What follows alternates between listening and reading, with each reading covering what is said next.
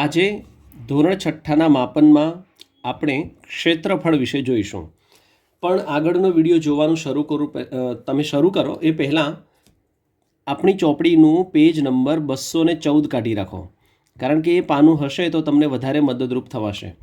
આમ આપણે જ્યારે વાત કરતા હોઈએ ત્યારે ચોપડીનું પાનું તમારી સામે હોય વધારે જરૂરી છે. હવે અહીંયા એ પેજ ઉપર તમે જોશો કે તમને જુદા જુદા આકારો આપેલા છે, જેમ કે આવી રીતે એક વર્તુળ છે, બીજું વર્તુળ છે, લંબચોરસ છે, બીજો લંબચોરસ છે. એ જ રીતે માની લો કે એની નીચે અનિયમિત આકારે પાંદડાઓ છે, સ્ટાર છે. તો એની વ્યાખ્યા પણ કહી દીધી છે તમને કે ભાઈ બંધ આકૃતિ સપાટીનો જેટલો ભાગ રોકે તેના માપને તેનું ક્ષેત્રફળ કહેવાય. આપણે આ બધું બહુ જટિલતાથી યાદ ના રાખવું હોય તો ટૂંક અને ટચ શું યાદ રાખીએ કે આપણે ટેબલ પર આપણો રૂમાલ પાથરીએ અને એ રૂમાલે કેટલી જગ્યા રોકી એને આપણે એનું ક્ષેત્રફળ કહીએ. તો આવી રીતે ક્ષેત્રફળ વિશેની બાબતોમાં તમને જે ઉદાહરણમાં જે કામ કરવાના કહ્યા છે એ એક એક કરીને વાંચતા જજો ને એવું કરતા જજો કે ક્યારે કેવી રીતે કોની ગણતરી કેવી રીતે થાય છે. જો ચોરસ લંબચોરસ હોય તો બહુ સરળ પડે છે, તમે ધોરણ 5ની અંદર પણ ક્ષેત્રફળ કાઢતા શીખ્યા જ છો. આવા અનિયમિત આકારો હોય ત્યારે કેવી રીતે ગણતરી કરવાની હોય છે, તો અહીંયા તમને જે આખા ચોરસ રોક્યા હોય તે 1 2 3 4 એવી રીતે ગણી શકો. અડધા રોક્યા હોય તો એ કેટલા અડધા રોકાયા છે તેટલા ગણી શકો. અડધા કરતાં એક ચોરસ અહીંયા લખ્યું છે પૂર્ણ આવરિત, એટલે આખો ચોરસ રોકાયેલો હોય તે. અર્ધ આવરિત એટલે આમ કરીને આ જે આકાર છે એને અડધો આકાર રોક્યો હોય તો અર્ધ કરતાં વધારે, એટલે આપણે જેમ નહીં કહેતા કે રોટલાના 2 ભાગ કર્યા એમાંથી વધારે એટલે અડધા કરતાં થોડુંક વધારે, અને અર્ધ કરતાં ઓછું એટલે કે આખો આકાર હોય એમાંથી અડધાથી પણ ઓછો ભાગ રોક્યો હોય તો. એમ કરીને અહીંયા જે ગણતરી કરી છે એ તમે વાંચજો. એના પછી અહીંયા તમને ફરીથી બીજું એક પાંદડું છે અને એને કેટલા ચોરસ એકમ પર જગ્યાઓ રોકી છે તે ગણવા માટેનું અહીંયા આપેલું છે. આના પરથી આપણે સ્વાધ્યાય 10.2માં આ જેમ આપણને ઉપર કહ્યું છે એ પ્રમાણે 4 શબ્દો યાદ રાખવાના છે. પૂર્ણ આવરિત એટલે કે આ જે ચોરસ ખાના અંદર પાડ્યા છે એનું આખું ખાનું રોકેલું હોય આ પાંદડાએ એવું આ એક પાનું છે. એમ અડધું રોકેલું હોય એવું કોઈ પાનું નથી. અડધા કરતાં વધારે રોક્યા હોય એવા પાના તમારે આમ ગણવાના, અને અડધા કરતાં ઓછા રોક્યા હોય એવા બહુ બધા પાંદડા છે તો એ પણ ગણવાના. આવું કામ તમારે આ બધી આકૃતિઓ જે આપી છે એમાં કરવાનું છે. આ કામ નોટમાં નથી કરવાનું, આ ચોપડીમાં જ કરી દેવાનું છે. સરળ રીત શું છે એ તમે જરાક જોઈ લો. ધારો કે એની આપણે ગણતરી કરવી હોય એ બહુ સરળ છે. જો કે આમ તો એમાં આખા કેટલા ગણ્યા છે, કેટલા ભાગ રોકેલા છે તો આમ ગણતા જવાનું કેટલા ભાગ રોકેલા છે. અહીંયા પણ જુઓ તમે આખો એક ચોરસ રોકાયેલો છે, અહીંયા પણ ચોરસ એકમ રોકાયેલો છે, પણ આ જે છે અડધો રોકાયેલો છે ને અહીંયા પણ બીજો અડધો રોકાયેલો છે. આમ બધી આકૃતિઓમાં 4 ભાગ, પૂર્ણ આવરિત આખો ભાગ રોકાયેલો હોય તો, અર્ધ આવરિત અડધો ભાગ રોકાયેલો હોય તો, અર્ધ કરતાં વધુ અને અર્ધ કરતાં ઓછો. આ વાતોને આ દરેક આકૃતિને આ 4 રીતે આપણે વહેંચી અને તમે અહીંયા સાઈડોમાં જ ગણિતની બાજુમાં જે અહીંયા જગ્યાઓ આપી છે ત્યાં એનો અહીંયા એની નીચે બી એની નીચે સી આ અહીંયા જ લખી દેજો, જેથી ગણતરી કરવામાં ભૂલ ન પડે. હવે આ તો થયું અનિયમિત રીતે આકારોને આવી રીતે, પણ દરેક વખતે આવો ગ્રાફ મૂકવા માટે ક્યાં જવું, એટલે બીજો એક રસ્તો શોધ્યો છે. એ રસ્તો તમે જુઓ અહીંયા કે લંબચોરસ હોય, એક લંબચોરસને આવા આલેખ પર મૂકીએ છીએ ત્યારે શું થાય છે. હવે જોજો અહીંયા મૂક્યો છે તો આ રીતે એની લંબાઈમાં 1 2 3 4 ને 5 જગ્યા રોકાઈ, અને આ બાજુ જુઓ તમે 1 2 અને 3. હવે આના જો કુલ ગણવા બેસીએ તો કેટલા થાય છે ગણો. 1 2 3 4 5 6 7 8 9 10 11 12 13 14 ને 15. આ 15 સાંભળીને કંઈ યાદ આવે છે? બિલકુલ. જો આવા બધા જ ખાનાઓ ગણવા ન રહેવા હોય તો અહીંયા એની જે લંબાઈ છે અને એની જે પહોળાઈ છે એ બેનો ગુણાકાર કરી લો, તો કે 5 ગુણ્યા જો 3 કરી લઈએ તો 15 મળી જ જતા હોય છે. અહીંયા 5ના બદલે 4 ખાના હોત તો 4 તરી 12 ખાના રોકાયા હોત. આમ આ લંબચોરસનું ક્ષેત્રફળ શોધવાની બહુ સરળ રીત છે કે એની લંબાઈ અને પહોળાઈનો ગુણાકાર કરી લો. હવે એ જ રીતે તમારે અહીંયા આટલા દાખલાઓના ક્ષેત્રફળ ગણી દેવાના છે. ક્ષેત્રફળ ગણવું એટલે શું કરવું? ક્ષેત્રફળ શોધવું એટલે શું કરવું? તો એની લંબાઈ અને પહોળાઈ બંનેનો ગુણાકાર કરી લેજો. અહીંયા જે જવાબ આવે તમે ચોપડીની અંદર જ પૂરી દેજો.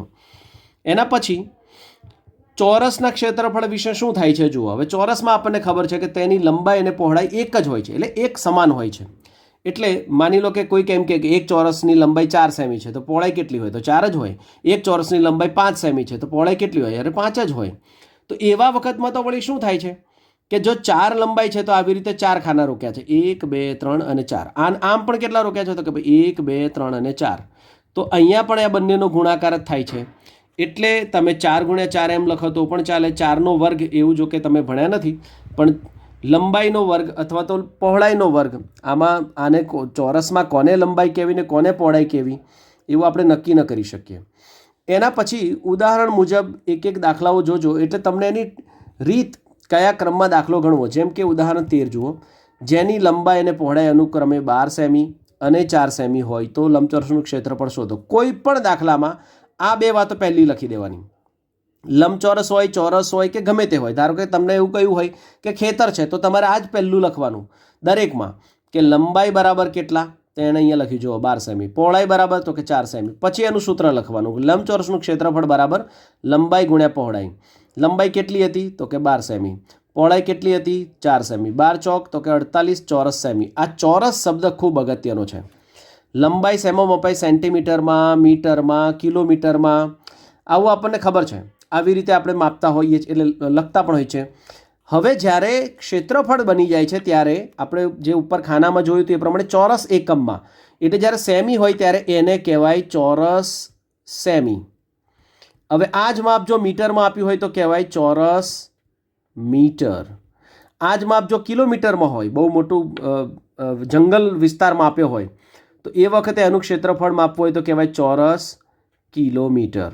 આમ આ ચોરસ શબ્દ ન લખ્યો હોય તો પણ તમે ક્ષેત્રફળ બરાબર નથી સમજ્યા એવું કહેવાય. એટલે આ ચોરસ શબ્દ બરાબર ધ્યાનથી સમજજો. હવે ચોરસનું ક્ષેત્રફળનું પણ છે કે બાજુનું માપ ગુણ્યા બાજુનું માપ. મતલબ તમે આના બદલે લંબાઈ ગુણ્યા લંબાઈ પણ લખી શકો, પહોળાઈ ગુણ્યા પહોળાઈ પણ લખી શકો, કોઈ ચિંતા નથી. આ બધા જ ઉદાહરણો એક એક કરીને વાંચતા જજો. કોઈક ઉદાહરણમાં અહીંયા એક જે ટ્વિસ્ટ છે એ તમે જુઓ કે તમને એવું કહ્યું છે કે પૂંઠાના એક લંબચોરસ ટુકડાનું ક્ષેત્રફળ આપી દીધું છે 36 ચોરસ સેમી છે. એની લંબાઈ 9 હોય તો પહોળાઈ કેટલી હોય? હવે આ તો કેવી વાત થઈ કે તમને ગુણાકાર આપી દીધો છે કે આ બે સંખ્યાનો ગુણાકાર 36 છે. કારણ કે આપણને ખબર છે કે લંબચોરસનું ક્ષેત્રફળનું સૂત્ર છે લંબાઈ ગુણ્યા પહોળાઈ. આ આપણને ખબર છે. હવે જો તમને એવું કે એમાંથી જે લંબાઈ છે એ 9 છે અને તમને ગુણાકાર આપી દીધો છે કે 36 આપી જ દીધા છે, તો 9 ગુણ્યા કેટલા કરીએ તો 36 થાય?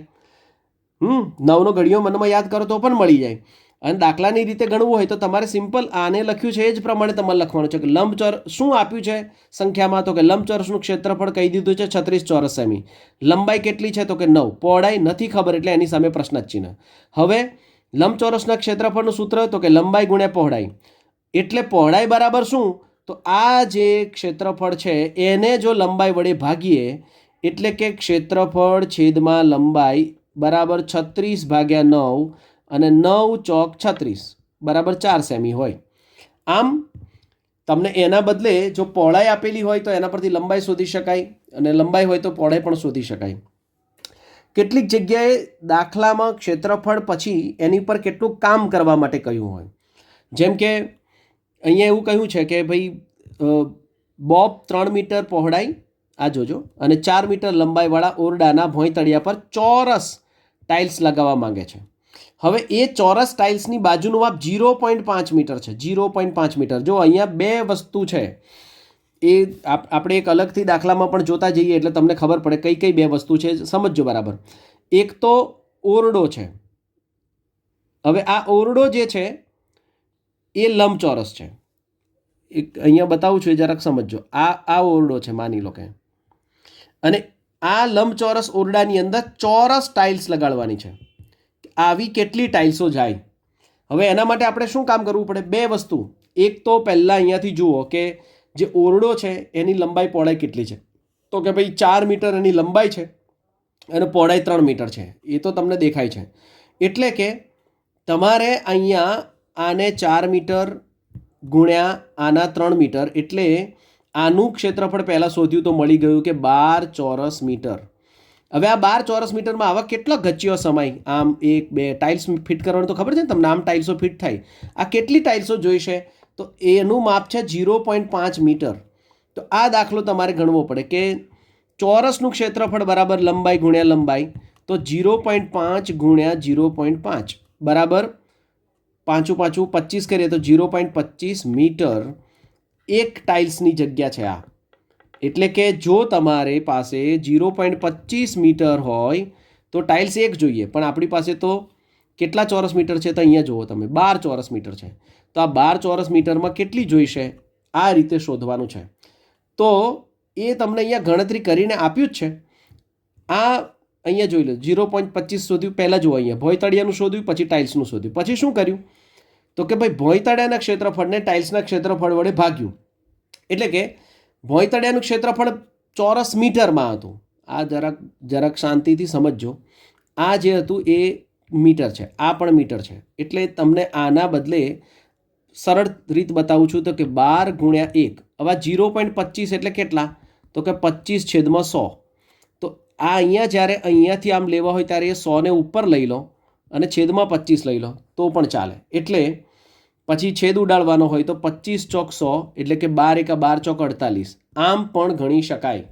અથવા ચોપડીમાં શું આપ્યું છે એ તમે જુઓ. ચોપડીએ શું કર્યું કે અહીંયા જે તમારા 12 જે હતા એના 1200 સીધા કરી દીધા. એટલે તમને કદાચ કોઈક વાર ખબર ના પડે કે આ 1200 કેવી રીતે થઈ ગયા. તો એમણે શું કર્યું છે કે પહેલાં આ 25 જે હતા એને 100 વડે ગુણ્યા. આ 0.25 જે હતા એને 100 વડે ગુણ્યા એટલે 0.25 બરાબર 25/100. હવે આને 100 વડે ગુણીએ એટલે શું થાય? તો કે 100 ગયા એટલે 25 થઈ ગયા. જોયું તમે, એને અહીંયા 25 લખ્યા છે. આ હવે જો તમે છેદમાં 25ને 100 વડે ગુણ્યા છે તો એ વખતમાં ઉપરની જે સંખ્યા છે એને પણ 100 વડે ગુણવી પડે. એટલે 12 ગુણ્યા 100 કર્યા હોય તો કેટલા થઈ જાય? તો 1200. હવે આટલું બધું કશું તમારે યાદ ના રાખવું હોય તો સરળ રીત આ છે કે તમે સીધું આની અંદરથી આવી રીતે પદ મૂકી દેવાનું અને 12 ગુણ્યા 1 અને આ 25/100 છે એ 100 ઉપર લઈ લેવાના અને છેદ ઉડાડી દેવાના. આવા દાખલાઓના ઉદાહરણો તમે આવા બીજા ઉદાહરણો પણ જોતા જજો. એટલે તમને ક્ષેત્રફળ આધારે બીજા કયા કામ કરવાના હોય એ આવડી જશે. સ્વાધ્યાય 10.3માં પહેલો દાખલો તો એકદમ સિમ્પલ છે. માત્ર ગુણાકાર કરવાનો છે સૂત્ર મૂકીને કે લંબચોરસનું ક્ષેત્રફળ બરાબર લંબાઈ ગુણ્યા પહોળાઈ. અને પછી લંબાઈ 3 સેમી છે, 4 સેમી, તો 3 ચોક 12 બરાબર 12 ચોરસ સેમી. એ જ રીતે ચોરસના ક્ષેત્રફળ શોધવાના છે. એ જ રીતે અહીંયા લંબાઈ અને પહોળાઈના માપ આપ્યા છે, એના પરથી પણ પહેલાં શોધી કાઢજો અને પછી આ પ્રશ્નનો જવાબ આપવાના છે કે કોનું ક્ષેત્રફળ સૌથી વધારે કહેવાય અને કોનું ક્ષેત્રફળ સૌથી ઓછું કહેવાય. પણ એના માટે પહેલાં તમારે ગણતરી તો કરવી પડશે. એ જ રીતે ચોથા દાખલામાં જુઓ તમે, 50 મીટર લંબાઈ ધરાવતા એનું ક્ષેત્રફળ આપી દીધું છે તો એની પહોળાઈ શોધવાની છે. એમાં મેં તમને પહેલાં કહ્યું હતું એ પ્રમાણે ભાગાકાર કરવાનો છે. આમ એક પછી એક દાખલાને આવી રીતે ગણતા જજો. 10મો દાખલો છે એ જરાક જુદો છે. કેવી રીતે જુદો છે એ સમજજો બરાબર. કે આકૃતિને પહેલાં તમારે લંબચોરસમાં વિભાજિત કરવાની છે અને પછી ક્ષેત્રફળ ગણવાનું. આ વિભાજિત કરવી એટલે શું? તો તમારે પહેલાં આ ગણિતની ચોપડીમાં જ આવું બધું કરી જવું પડશે. અહીંયા એક દાખલો સમજાવું છું તમને કે અહીંયા પહેલાં સીધા લીટા દોરી દો ફૂટપટ્ટીથી. આમ ફૂટપટ્ટીથી આમ લીટો દોરી દો. તો આ એક લંબચોરસ દેખાય છે તમને? હવે આ થઈ ગયો.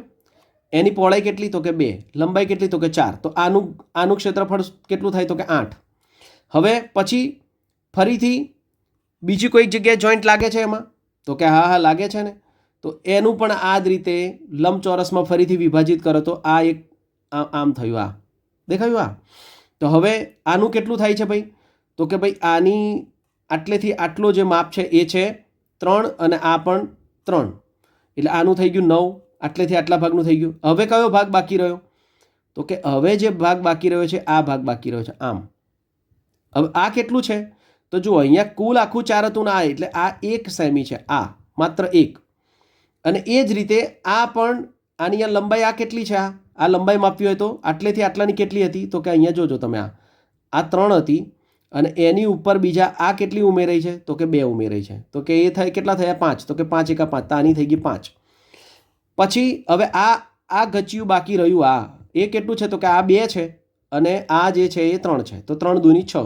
હવે 6 ને 5 11 ને આ 3 3 9 11 ને 9 20 ને 8 28 એટલે આનું માપ થયું 28 ચોરસ સેમી. આમ આ આકૃતિની અંદર પણ તમે ચોરસ બનાવી દેજો અને ચોરસના માપ પ્રમાણે તમારે દાખલા ગણવાના છે. પણ ચોરસ ક્યાં બનાવવો પડશે? તો ચોપડીની અંદર બનાવવો પડશે. એ જ રીતે આ બધાના માપ જે શોધવાના છે એમાં પણ આ જ રીત લાગુ પડશે. અને 12મો દાખલો છે એ તમને ટાઇલ્સ કેટલી જોઈશે એના માટેનો છે. આમ આ સ્વાધ્યાય તમારે પૂરો કરવાનો છે. જે કામ તમારે ચોપડીની અંદર કરવું પડે છે એમ ચોપડીની અંદર જ કરવું પડશે તો જ ફાવશે. સ્વાધ્યાય 10.3 પૂરો કરવાનો છે. એ લખવાનું શરૂ કરો એ પહેલાં બરાબર ઉદાહરણો જોઈ જજો તો તમને સરળતા રહેશે. બાકી તો કંઈક નહીં સમજણ પડે તો પછીથી આપણે ઓનલાઈન ક્લાસની અંદર પણ વાત કરીશું. અને એમ નહીં મેળ ખાય તો પાછું હેલો હેલ્પમાં તો હું છું જ.